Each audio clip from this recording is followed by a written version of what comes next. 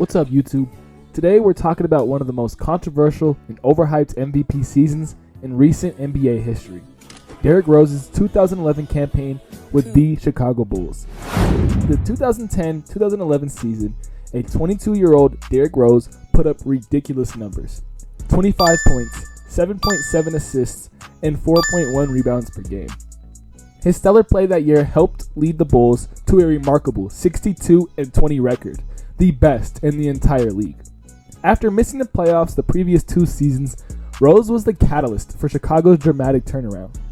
On paper, Rose's performance looked incredibly MVP worthy.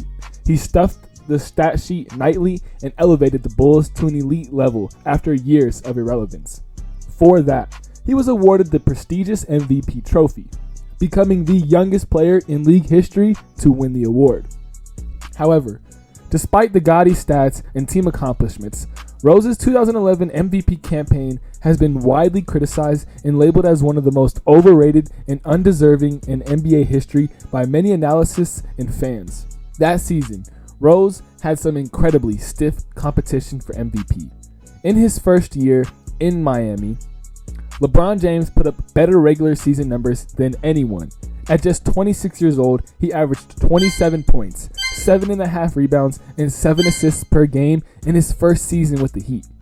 Those are ridiculous numbers for any player, let alone a forward leading his team in scoring and assists. LeBron also filled up the stat sheet with historic efficiency, shooting 51% from the field, 76% from the line, and leading the league in PER at 27.3. He did everything for Miami as their undisputed best player and floor general. The fact he finished third in MVP voting seems incorrect in hindsight. LeBron may not have won the title that year, losing to Dirk's Mavs, but his individual regular season numbers and performance make him more deserving than Rose in my analysis eyes. While leading the Heat to 58 wins, just 4 wins less than the Chicago Bulls, he deserved the award more. And if not LeBron, Dwight Howard. Let's start with the numbers. Dwight Howard averaged 22.9 points, 14.1 rebounds, and 2.4 blocks per game. He led the league in rebounds and blocks. His scoring average was the highest of his entire career. These dominant numbers showcase his all-around impact on both the offensive and defensive end of the floor. But Howard's value went beyond just statistics. He was the anchor of the Orlando Magic's defense, which ranked amongst the best in the league. His presence in the paint deterred opponents from driving to the basket, and his shot blocking ability was a game changer. Without Howard's defensive prowess, the Magic would have not been a top-tier team in the Eastern Conference. Furthermore, Howard's offensive game took a significant leap that season.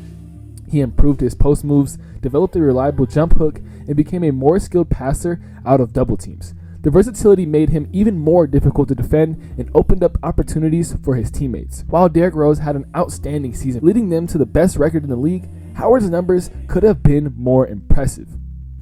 Rose averaged 25, 7, and 4.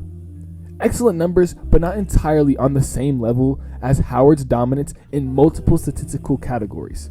In the end, the MVP award should go to the player who contributed most to their team's success, and that player was undoubtedly Dwight Howard. Without him, the Magic would have been a middle-of-the-pack team at best. With him, they were a legitimate championship contender and a team that had made the finals before.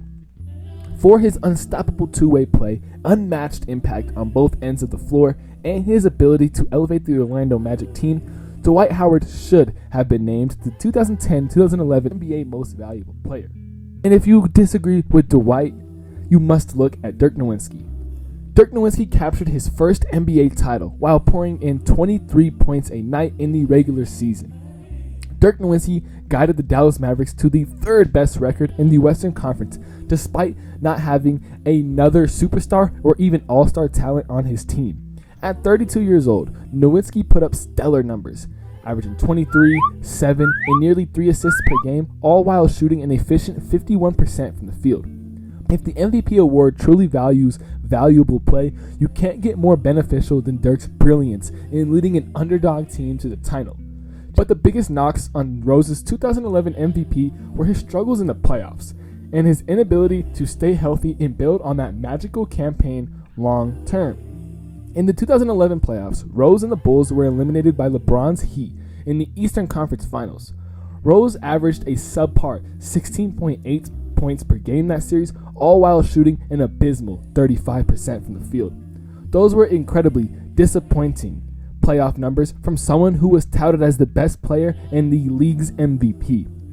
But even more damaging to Rose's legacy was the unfortunate string of injuries he sustained shortly after that MVP season.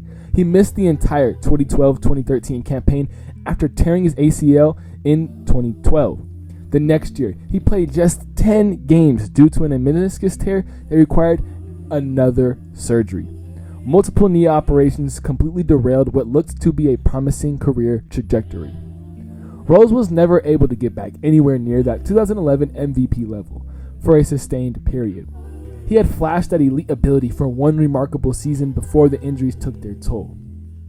So when you look at the elite competition Rose faced, his struggles in the playoffs that year, and his inability to stay healthy and build on that individual's success long term, it's easy to see why so many have labeled 2011 as an overrated, overhyped MVP campaign retrospect. The numbers and accolades were certainly there that season, but the shortness of Rose's elite peak, the presence of an arguably more impactful candidates like Dwight or LeBron, and the lack of sustained excellence over multiple years lent credibility to those who view the 2011 MVP as one of the most controversial awards in recent memory. At the end of the day, Rose's fascinating career arc highlights how we evaluate and define what makes a player valuable in a given season. Was it solely his incredible individual stats that year, the team's turnaround that he sparked? Or should an MVP's impact be measured over a longer period of sustained elite play and possibly playoff success? Those are just a few of the complex questions Rose's legacy raises about how we crown the NBA's most valuable player. Beloved or hated, his 2011 campaign kicked off a fascinating debate that still rages on today. Those are just my thoughts, but I want to hear from you. Do you agree that Derrick Rose's MVP was overhyped and overrated? Or does his incredible 2011 season still hold up as a deserving MVP campaign?